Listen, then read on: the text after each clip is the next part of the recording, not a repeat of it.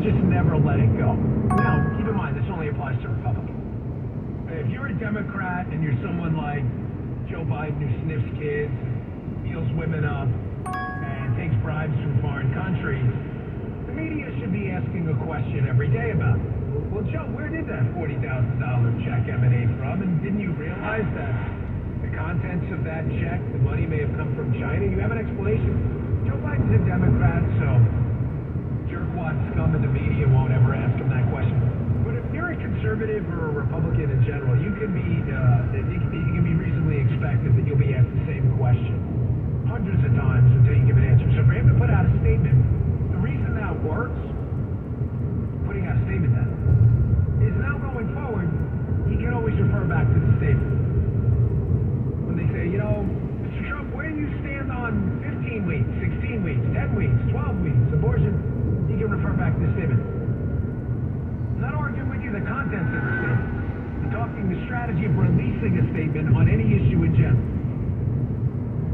Here was the part of the statement on abortion, Jim, cut one if you would, released on True Social, that got the most attention, where he was talking about what at least folks on the right side of the political equation, notice I didn't say pro-life people have a very definitive position, I'm one of them, about conception and natural death.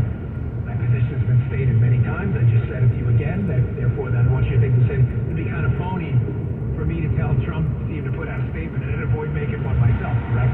No equivocation on my part at all, you know where I stand.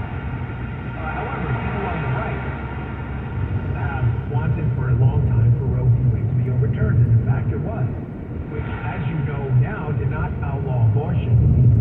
Tried to tell leftist lunatics this for a long time, because they love abortion. Not that we were selling abortion, but we just talked about the straight legalities of it, that if you overturn Roe v. Wade, it would do what? It would turn the issue back to the states, where they would decide. Well, you would think left-leaning people, and even some people on our side of the aisle, now that, left-leaning states are going to have less restrictive abortion laws, right-leaning states more, you would think there would be people who would go, okay, that's reasonable, at least we can decide this issue alone. No, they hated this issue. Here, listen to this. My view is now that we have abortion where everybody wanted it from a legal standpoint, the states will determine by vote or legislation or perhaps both, and whatever they decide must be the law of the land, in this case, the law of the state. Many states will be different. Many will have a different number of weeks, or some will have more conservative than others, and that's what they will be. At the end of the day, this is all about the will of the people. You must follow your heart, or in many cases, your religion or your faith. Folks, if you're a P1 listener to the show, you regularly tune in. There's a word I've used to describe Donald Trump often. Some people take this the wrong way. I don't mean it as an insult at all, obviously. You know what that word is? He's very transactional. He understands politics from a business lens, not from a political lens. And that's hard for a lot of people like us. A lot of us who live in green politics for a job. It's hard for a lot of us to understand, comprehend, and digest it. I've gotten used to it. He views politics like a spreadsheet. It's one of the reasons he's been very effective. Now, that's not my abortion position. Again, we disagreed about this on the air. And anyone who tells you otherwise, Donald Trump is a lunatic if you don't kiss his ass on every issue, he kicks you out of his circle or whatever dopey word these. Folks, it's just complete garbage. I love the Trump tax cuts, love the foreign policy. The trade policy I'm kind of halfway on. But I disagree with him on two significant issues, criminal justice reform and abortion. He has never, matter of fact, we had dinner one time in Bedminster, me, him, and Paula. And he tapped me on the shoulder. He said, I know you disagree. Here's my take and here's why. We were talking about the abortion issue. Very respectful about it. But Donald Trump is very transactional. And when you and I, many of us out there who are really, really adamantly pro-life, and this issue means a lot to us, we see it as a life and death issue, which it is. He views it through a transactional lens, and that makes some people uncomfortable. I get it. But that's how he is. He understands that the political environment right now, because we've done a really awful job through the years, the Republicans, not the pro-life crowd, they'll show up on March for Life no matter what. It can be a blizzard, hurricane, it doesn't matter. They'll be there.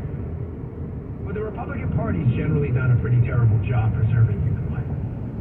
So Donald Trump, unfortunately, has to deal with the political reality. So he's seeing the situation transaction. His take right now is we don't have the political momentum right now to push what should be, what I feel would be the best policy through the moral and ethical.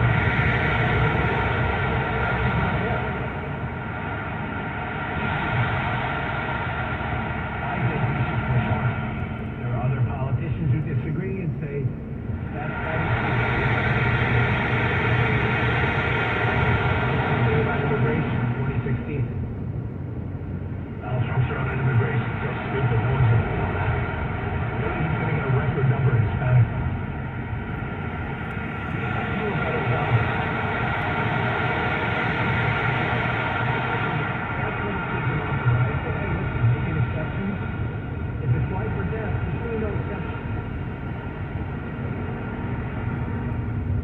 With the what? What do you mean? Oh, okay. One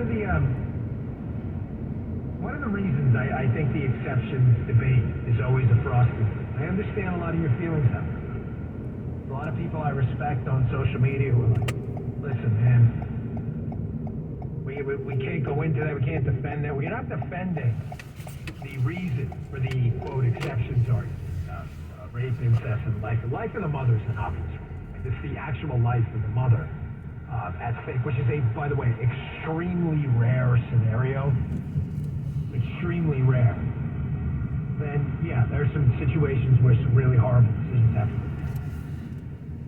But the other exceptions debate is taken on a life of its own. And the best way I had it explained to me by someone, because I'm always seeking out new knowledge from people who have done a lot of homework and spent a lot of time on these.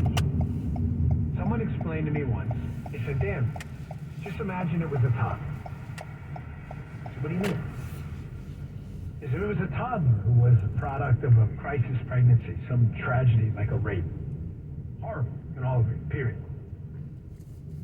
But the fully grown toddler, would you kill him? A lot of you are saying, well, it's a horrible question, of course not. Okay. Kind of answered your own question.